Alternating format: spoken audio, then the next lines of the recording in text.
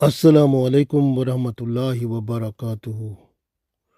اللہ تعالیٰ قرآن پاک میں ارشاد فرماتا ہے، اعوذ باللہ من الشیطان الرجیم، بسم اللہ الرحمن الرحیم، یا ایہا الذین آمنوا اتقوا اللہ وابتغوا الیہ الوسیلۃ وجاہدوا فی سبیلہ لعلکم تفلحون۔ سورہ مائدہ آیت نمبر 35۔ تو اللہ تعالیٰ نے ایمان والوں کو حکم فرمایا، یا ایہا الذین آمنوا اتقوا اللہ، آمنو یعنی اے ایمان والو اللہ تعالیٰ سے ڈرو،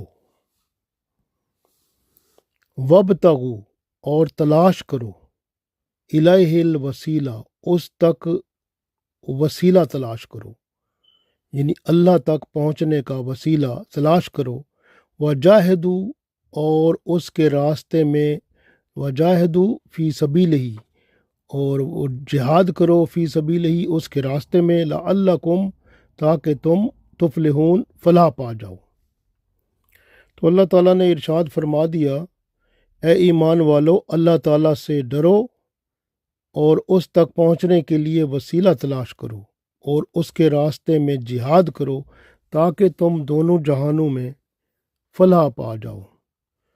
وسیلہ کیا ہوتا ہے؟ یعنی وہ ذات یا وہ چیز جس سے فیوز و برکات ملے، منافع ملے، فائدہ ملے، جس طرح دعا ہے، دعا بھی ایک وسیلہ ہے، توجہ یہ بھی ایک وسیلہ ہے جس سے کام ہو جاتا ہے، تصرف ہے، اسی طرح سے قرب الہی ہے۔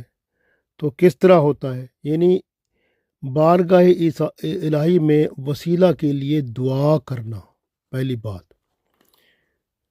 تو یہ وسیلہ بہت اہم بات ہے۔ شرعی طور پر وسیلہ ایک انسان کامل ہے جو رسول اللہ صلی اللہ علیہ وسلم کی کاپی ہوتا ہے، جس کی روح پاکیزہ، باطن روشن ہوتا ہے، تقوی سے وہ بھرپور ہوتا ہے اور طہارت سے وہ آراستہ ہوتا ہے، خلوص کے حسن میں سجا ہوتا ہے، نفس پر غالب ہوتا ہے، شیطان پر حاوی ہوتا ہے، راہ سلوک پر رواں دواں ہوتا ہے، بھٹکے ہوئوں کو رہنمائی اور ہدایت کا ذریعہ دکھاتا ہے اور انہیں گمراہی سے نکال کر صراط مستقیم پر لے آتا ہے۔ حبیب پاک صلی اللہ علیہ وسلم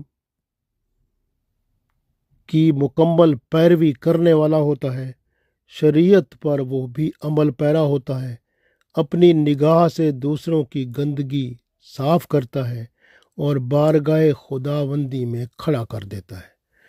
وسیلہ کامیابی کا زینہ ہوتا ہے۔ پہلا وسیلہ یعنی کیا ہے؟ یہ آپ صلی اللہ علیہ وسلم کی ذات ہے۔ یعنی آپ دیکھیں کہ اب وسیلہ وہ شخص ہے جو رسول اللہ صلی اللہ علیہ وسلم کی کاپی ہے۔ وسیلہ کے بغیر بھی رسائی ممکن ہے کیونکہ اللہ غفور و رحیم ہے، اپنے فرما بردار بندے کے لیے معرفت کا راستہ کھول دیتا ہے۔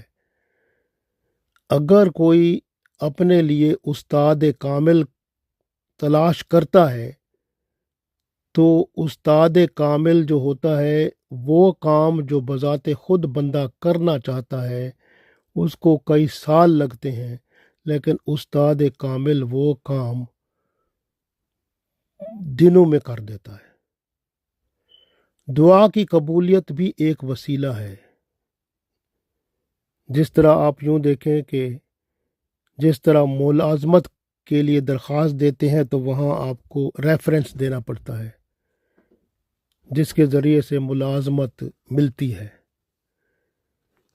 تو یہ وسیلہ بھی اسی طرح کا ایک ذریعہ ہوتا ہے جس کے ذریعے سے بندہ اللہ تک رسائی کرتا ہے۔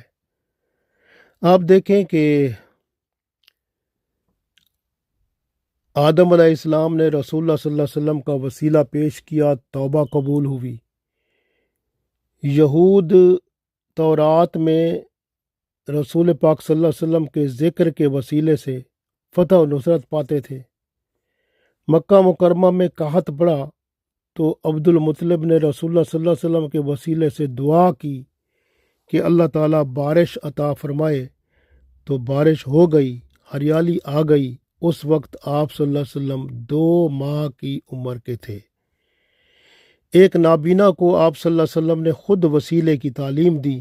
آپ صلی اللہ علیہ وسلم کے وسیلے سے اسے بینائی مل گئی۔ آپ صلی اللہ علیہ وسلم نے حضرت علی رضی اللہ تعالیٰ عنہ کی والدہ کی قبر کی کشادگی کے لیے اپنے اور انبیاء کرام علیہ الصلوۃ والسلام کے وسیلے سے دعا کی۔ حضرت عمر رضی اللہ تعالیٰ عنہ نے حضرت عباس رضی اللہ تعالیٰ عنہ کے وسیلے سے دعا کی، تب بارش نازل ہوئی۔ قیامت کے دن لوگ انبیاء کا وسیلہ تلاش کریں گے۔ آپ صلی اللہ علیہ وسلم کا وسیلہ مصائب سے نجات کا باعث بنے گا۔ مکہ کے بت پرست آج ہندو، یعنی مکہ کے بت پرست اور آج کے ہندو یہی بات کہتے ہیں کہ ہم بتوں کی پوجا صرف وسیلے کی وجہ سے کرتے ہیں۔ وہ تو ہمارا وسیلہ ہے بھائی، یہ ہمیں خدا تک ملا دینے والے ہیں۔ یہ وسیلہ حرام ہے اور ناجائز ہے، کیونکہ وسیلہ وہ ہستی ہے جو پابند شریعت ہے۔ تو پابند شریعت وسیلہ وہ ہوتا ہے جو پابند شریعت ہوتا ہے۔ وسیلہ کا ذریعہ کون ہوتا ہے؟ بندگان خاص، یعنی اللہ کے خاص بندے۔ اعمال صالح بھی وسیلہ ہوتے ہیں کہ آپ کسی عمل جو نیک آپ نے کیا ہے اس کے وسیلے سے دعا کر سکتے ہیں۔ تبرکات بھی وسیلہ ہوتے ہیں، اوراد اور وظائف بھی وسیلہ ہوتے ہیں، اسماء الحسنہ بھی وسیلہ ہوتے ہیں، قرآن پاک، کلام پاک، یہ بھی وسیلہ ہے۔ تو یہ اس میں علماء کرام کا اتفاق ہے۔ اور دعا جو ہے وہ بھی ایک وسیلہ ہے جو اللہ تک قرب کی منزل پہنچا، یعنی اللہ کے قرب کی منزل تک پہنچا دیتی ہے۔ اسی طرح آپ دیکھیں کہ حضرت سواد بن قارب رضی اللہ تعالیٰ عنہ ایک کاہن تھے۔ ان کے پاس ایک جن آتا رہتا تھا۔ ایک رات کہنے لگا، زمین پر انقلاب آ گیا ہے، آپ سوتے رہتے ہیں، آپ توجہ ہی نہیں دیتے۔ دوسری رات جن آیا اور کہنے لگا، جھنجھوڑ کر جگایا اور کہا، غفلت کی نیند سے جاگو، نور کے اجالے کو سینے میں بھرنے کے لیے تیار ہو جاؤ، یہ سونے کا وقت نہیں ہے، موقع کو غنیمت جانو، پھر ہاتھ نہیں آئے گا۔ مگر ان پر کوئی اثر نہ ہوا۔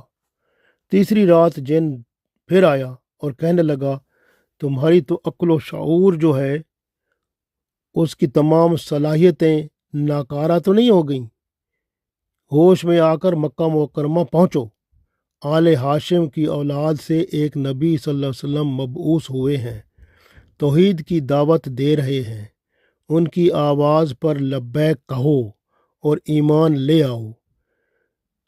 آپ رضی اللہ تعالیٰ عنہ نے سنجیدگی سے سوچا، آپ صلی اللہ علیہ وسلم کے بارے میں ادھر ادھر سے معلومات حاصل کی، مطمئن ہو کر اسلام لانے کا فیصلہ کر لیا۔ آپ صلی اللہ علیہ وسلم کی شان میں نعت مبارک بھی لکھ دی، اور یہ نعت لکھ کر اس کا تحفہ، نعت کا تحفہ خود لے کر دربار رسالت صلی اللہ علیہ وسلم میں پہنچ گئے۔